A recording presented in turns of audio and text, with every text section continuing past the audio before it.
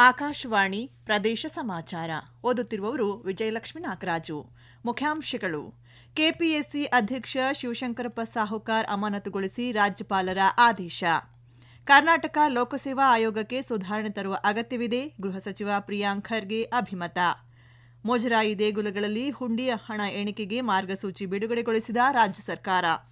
ಉತ್ತರ ಮತ್ತು ಕಲ್ಯಾಣ ಕರ್ನಾಟಕದ ಬರಪೀಡಿತ ರೈತರಿಗೆ ಪ್ರತಿ ಎಕರೆಗೆ 50,000 ರೂಪಾಯಿ ಪರಿಹಾರ ನೀಡುವಂತೆ ಬಿಜೆಪಿ ಆಗ್ರಹ. ಹಾಗೂ ತಮಿಳುನಾಡು ಹೈಕೋರ್ಟ್ನ ಗೋ ಹತ್ಯೆ ನಿಷೇಧ ಆದೇಶಕ್ಕೆ ಸುಪ್ರೀಂ ಕೋರ್ಟ್ ಮಧ್ಯಂತರ ತಡೆ. ಕರ್ನಾಟಕ ಲೋಕಸೇವಾ ಆಯೋಗ ಕೆಪಿಎಸ್ಸಿ ಅಧ್ಯಕ್ಷ ಶಿವಶಂಕರಪ್ಪ ಸಾಹುಕಾರ್ ಅವರನ್ನು ರಾಜ್ಯಪಾಲ ಥಾವರ್ಚಂದ್ ಗೆಹ್ಲೋಟ್ ಅಮಾನತುಗೊಳಿಸಿ ಆದೇಶ ಹೊರಡಿಸಿದ್ದಾರೆ. ಶಿವಶಂಕರಪ್ಪ ವಿರುದ್ಧ ಮಾಡಲಾದ ಆರೋಪಗಳ ಬಗ್ಗೆ ಅಗತ್ಯ ತನಿಖೆಗಾಗಿ ಸಂವಿಧಾನದ 317 1ನೇ ವಿಧಿಯಡಿ ಸುಪ್ರೀಂ ಕೋರ್ಟ್ಗೆ ಉಲ್ಲೇಖಿಸುವಂತೆ ರಾಷ್ಟ್ರಪತಿಗಳಿಗೆ ಶಿಫಾರಸು ಮಾಡಿದ್ದಾರೆ. ಸ್ವಜನ ಪಕ್ಷಪಾತ ಸೇರಿದಂತೆ ಅವರ ವಿರುದ್ಧ ಕೇಳಿಬಂದಿರುವ ಆರೋಪಗಳ ಕುರಿತು ತನಿಖೆಗೆ ಶಿಫಾರಸು ಮಾಡಲಾಗಿದೆ. ಮುಂದಿನ ಆದೇಶದವರೆಗೆ ಹಿರಿಯ ಸದಸ್ಯರು ಹಂಗಾಮಿ ಅಧ್ಯಕ್ಷರಾಗಿ ಕಾರ್ಯನಿರ್ವಹಿಸಲಿದ್ದಾರೆ ಎಂದು ಪ್ರಕಟಣೆಯಲ್ಲಿ ತಿಳಿಸಲಾಗಿದೆ. ಅಧ್ಯಕ್ಷರ ಪುತ್ರಿಯೊಬ್ಬರು ತಮ್ಮ ಕುಟುಂಬದ ವಾರ್ಷಿಕ ಆದಾಯವನ್ನು 40,000 ರೂಪಾಯಿ ಎಂದು ಘೋಷಿಸುವ ಮೂಲಕ ಆದಾಯ ಮತ್ತು ಜಾತಿ ಪ್ರಮಾಣ ಪತ್ರವನ್ನು ಪಡೆದುಕೊಂಡಿದ್ದಾರೆ ಎಂಬ ಆರೋಪವೂ ಕೇಳಿಬಂದಿದೆ. ಯುವಕರ ಭವಿಷ್ಯದ ದೃಷ್ಟಿಯಿಂದ ಕರ್ನಾಟಕ ಲೋಕಸೇವಾ ಆಯೋಗ ಕೆಪಿಎಸ್ಸಿಗೆ ಸುಧಾರಣೆ ತರುವ ಅಗತ್ಯವಿದೆ ಎಂದು ಗೃಹ ಸಚಿವ ಪ್ರಿಯಾಂಕ್ ಖರ್ಗೆ ತಿಳಿಸಿದ್ದಾರೆ. ಬೆಂಗಳೂರಿನಲ್ಲಿಂದು ಸುದ್ದಿಗಾರರೊಂದಿಗೆ ಮಾತನಾಡಿದ ಅವರು, ಯಾವುದೇ ಅಧಿಕಾರಿ ಇಲ್ಲವೇ ಸಂಸ್ಥೆ ಮೇಲೆ ಅನುಮಾನ ಬಂದಾಗ ಸ್ವಯಂ ಪ್ರೇರಣೆಯಿಂದ ರಾಜೀನಾಮೆ ನೀಡಿ ತನಿಖೆಗೆ ಅವಕಾಶ ನೀಡಬೇಕು ಎಂದು ಹೇಳಿದ್ದಾರೆ. ಕೆಪಿಎಸ್ಸಿ ಅಧ್ಯಕ್ಷ ಶಿವಶಂಕರಪ್ಪ ಸಾಹುಕಾರ್ ಅವರನ್ನು ರಾಜ್ಯಪಾಲ ಥಾವರ್ಚಂದ್ ಗೆಹ್ಲೋಟ್ ಅಮಾನತುಗೊಳಿಸಿರುವ ಆದೇಶವನ್ನು ಪ್ರಿಯಾಂಕ್ ಖರ್ಗೆ ಸ್ವಾಗತಿಸಿದ್ದಾರೆ.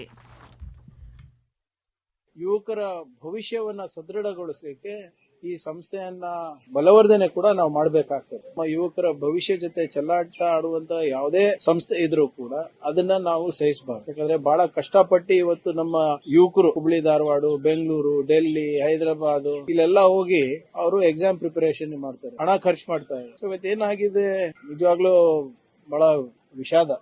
It's not a healthy sign. But ಇದನ್ನ ಸ್ಟ್ರೆಂಥನ್ ಮಾಡಬೇಕಾಗ್ತದೆ. ಮತ್ತೆ ನಮ್ಮ ಯುವಕರ ಭವಿಷ್ಯವನ್ನ ಸೆಕ್ಯೂರ್ ಮಾಡೋ ನಿಟ್ಟಿನಲ್ಲಿ ನಾವು ಸಂಸ್ಥೆಗಳನ್ನ ಬಲವರ್ಧನೆ ಮಾಡಬೇಕು.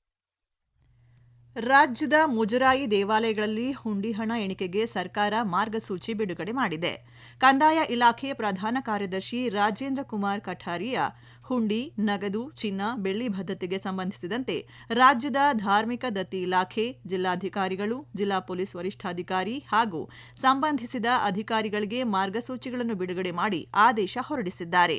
ಭಕ್ತರ ಅನುಕೂಲಕ್ಕಾಗಿ ಮೂಲಭೂತ ಸೌಕರ್ಯಗಳಾದ ಶೌಚಾಲಯ ವ್ಯವಸ್ಥೆ, ಶುದ್ಧ ಕುಡಿಯುವ ನೀರಿನ ವ್ಯವಸ್ಥೆ, ನೆರಳಿನ ವ್ಯವಸ್ಥೆ, ಸಿಸಿಟಿವಿ ಅಳವಡಿಕೆ, ಭಕ್ತರಿಗೆ ತಂಗಲು ಉತ್ತಮ ಕೊಠಡಿಗಳ ವ್ಯವಸ್ಥೆ ಮಾಡುವಂತೆ ಸೂಚಿಸಿದ್ದಾರೆ.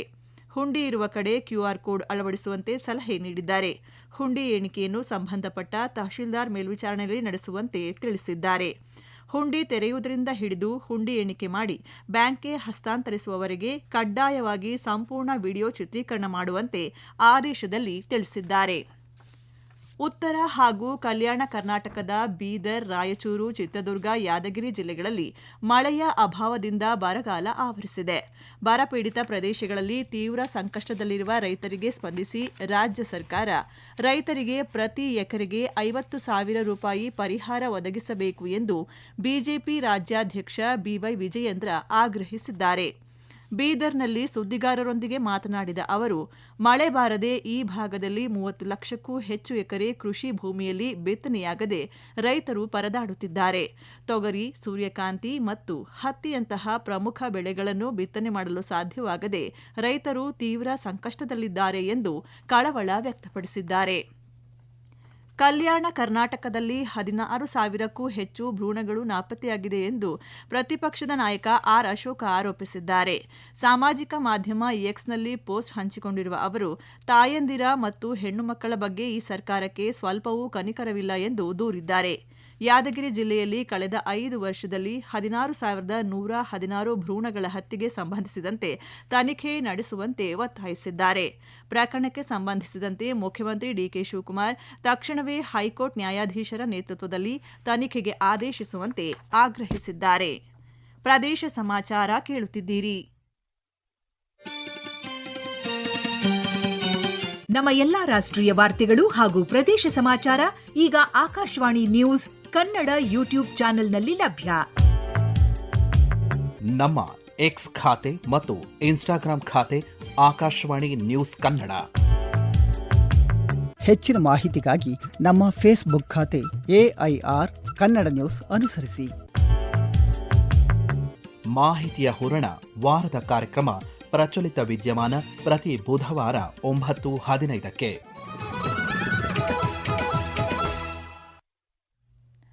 ತಮಿಳುನಾಡಿನಲ್ಲಿ ಬಕ್ರೀದ್ ಹಬ್ಬ ಸೇರಿದಂತೆ ಯಾವುದೇ ದಿನಗಳಲ್ಲಿ ಗೋಹತ್ಯೆ ಮಾಡದಂತೆ ಸಂಪೂರ್ಣ ನಿಷೇಧ ಹೇರಿ ಮದ್ರಾಸ್ ಹೈಕೋರ್ಟ್ ನೀಡಿದ ಆದೇಶಕ್ಕೆ ಸುಪ್ರೀಂ ಕೋರ್ಟ್ ಮಧ್ಯಂತರ ತಡೆ ನೀಡಿದೆ.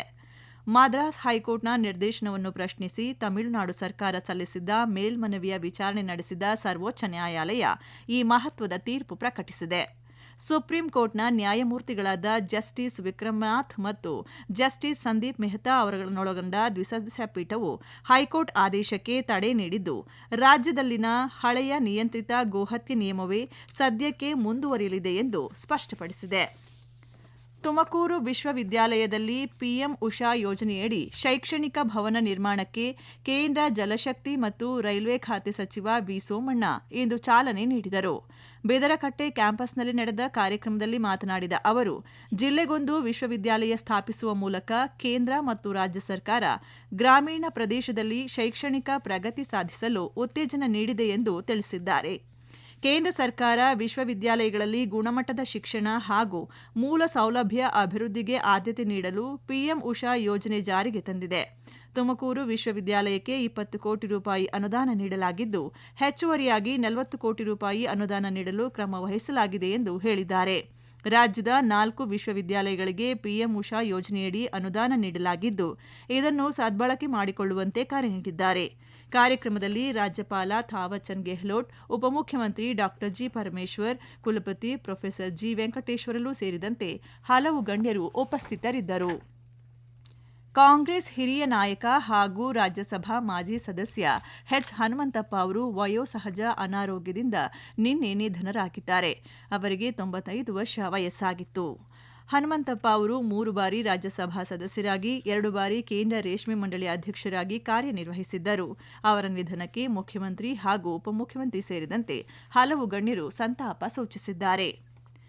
ವಿಜಯನಗರ ಜಿಲ್ಲೆಯಾದ್ಯಂತ ಈವರೆಗೆ 99% ಗಣತಿ ನಮೂನೆ ನೀಡಲಾಗಿದ್ದು, ಡಿಜಿಟಲೀಕರಣ ಮಾಡುವ ಪ್ರಕ್ರಿಯೆಯೂ ಸಹ ವೇಗವಾಗಿ ನಡೆಯುತ್ತಿದೆ ಎಂದು ಜಿಲ್ಲಾ ಪಂಚಾಯತ್ನ ಮುಖ್ಯ ಕಾರ್ಯನಿರ್ವಹಣಾಧಿಕಾರಿ ನೂಂಗಜಾಯ್ ಮೊಹಮ್ಮದ್ ಅಲಿ ಅಕ್ರಮ್ ಶಾ ತಿಳಿಸಿದ್ದಾರೆ. ಕೋಲಾರ ಜಿಲ್ಲೆಯ ಬಂಗಾರಪೇಟೆ ತಾಲೂಕಿನಲ್ಲಿ ಮತದಾರರ ಪಟ್ಟಿ ವಿಶೇಷ ಸಮಗ್ರ ಪರಿಷ್ಕರಣೆಯು ತೀವ್ರಗತಿಯಲ್ಲಿ ಸಾಗುತ್ತಿದ್ದು, ಎಲ್ಲ 253 ಮತಗಟ್ಟೆ ಕೇಂದ್ರಗಳಲ್ಲಿ ಒಟ್ಟು 2,12,696 ಗಣತಿ ನಮೂನೆಗಳನ್ನು ವಿತರಣೆ ಮಾಡಲಾಗಿದ್ದು, 100% ಪ್ರಗತಿ ಸಾಧಿಸಲಾಗಿದೆ ಎಂದು ಆಹಾರ ಇಲಾಖೆಯ ಉಪನಿರ್ದೇಶಕ ಹಾಗೂ ತಾಲೂಕು ಮತದಾರ ನೋಂದಣಾಧಿಕಾರಿ ಎಂ ಮಲ್ಲಿಕಾರ್ಜುನ್ ತಿಳಿಸಿದ್ದಾರೆ. ಚಿತ್ರದುರ್ಗ ಜಿಲ್ಲೆಯಲ್ಲಿ ಸಂಭವಿಸಿದ ರಸ್ತೆ ಅಪಘಾತದಲ್ಲಿ 2 ಸ್ಥಳದಲ್ಲೇ ಮೃತಪಟ್ಟಿದ್ದು, 28 ಮಂದಿ ಗಾಯಗೊಂಡಿದ್ದಾರೆ. ಮೊಳಕಾಲ್ಮೂರು ತಾಲೂಕಿನ ಕೋನಾಪುರ ಗ್ರಾಮದ ಬಳಿಯ ರಾಷ್ಟ್ರೀಯ ಹೆದ್ದಾರಿ 150A ರಸ್ತೆಯಲ್ಲಿ ಈ ದುರ್ಘಟನೆ ಸಂಭವಿಸಿದೆ. ಚಲಿಸುತ್ತಿದ್ದ ಖಾಸಗಿ ಬಸ್ ಚಾಲಕನ ನಿಯಂತ್ರಣ ತಪ್ಪಿ ರಸ್ತೆ ವಿಭಜಕಕ್ಕೆ ಡಿಕ್ಕಿ ಹೊಡೆದಿದೆ. ಡಿಕ್ಕಿಯ ರಭಸಕ್ಕೆ ಬಸ್ ಸಂಪೂರ್ಣ ಜಖಂಗೊಂಡಿದೆ. ವಿಷಯ ತಿಳಿಯುತ್ತಿದ್ದಂತೆ ರಾಂಪುರ ಪೊಲೀಸರು ಸ್ಥಳಕ್ಕೆ ಭೇಟಿ ನೀಡಿ ಪರಿಶೀಲನೆ ನಡೆಸಿದ್ದು, ಈ ಕುರಿತು ಪ್ರಕರಣ ದಾಖಲಿಸಿಕೊಂಡಿದ್ದಾರೆ. ಕೊನೆಯಲ್ಲಿ ಮತ್ತೊಮ್ಮೆ ಮುಖ್ಯಾಂಶಗಳು. ಕೆಪಿಎಸ್ಸಿ ಅಧ್ಯಕ್ಷ ಶಿವಶಂಕರಪ್ಪ ಸಾಹುಕಾರ್ ಅಮಾನತುಗೊಳಿಸಿ ರಾಜ್ಯಪಾಲರ ಆದೇಶ. ಕರ್ನಾಟಕ ಲೋಕಸೇವಾ ಆಯೋಗಕ್ಕೆ ಸುಧಾರಣೆ ತರುವ ಅಗತ್ಯವಿದೆ, ಗೃಹ ಸಚಿವ ಪ್ರಿಯಾಂಕ್ ಖರ್ಗೆ ಅಭಿಮತ. ಮುಜರಾಯಿ ದೇಗುಲಗಳಲ್ಲಿ ಹುಂಡಿ ಹಣ ಎಣಿಕೆಗೆ ಮಾರ್ಗಸೂಚಿ ಬಿಡುಗಡೆಗೊಳಿಸಿದ ರಾಜ್ಯ ಸರ್ಕಾರ. ಉತ್ತರ ಮತ್ತು ಕಲ್ಯಾಣ ಕರ್ನಾಟಕದ ಬರಪೀಡಿತ ರೈತರಿಗೆ ಪ್ರತಿ ಎಕರೆಗೆ 50,000 ಪರಿಹಾರ ನೀಡುವಂತೆ ಬಿಜೆಪಿ ಆಗ್ರಹ. ಹಾಗೂ ತಮಿಳುನಾಡು ಹೈಕೋರ್ಟ್ನ ಗೋಹತ್ಯೆ ನಿಷೇಧ ಆದೇಶಕ್ಕೆ ಸುಪ್ರೀಂ ಕೋರ್ಟ್ ಮಧ್ಯಂತರ ತಡೆ. ಇಲ್ಲಿಗೆ ಪ್ರದೇಶ ಸಮಾಚಾರ ಮುಗಿಯಿತು. ನಮ್ಮ ಮುಂದಿನ ವಾರ್ತಾ ಪ್ರಸಾರ ಸಂಜೆ 6:40ಕ್ಕೆ.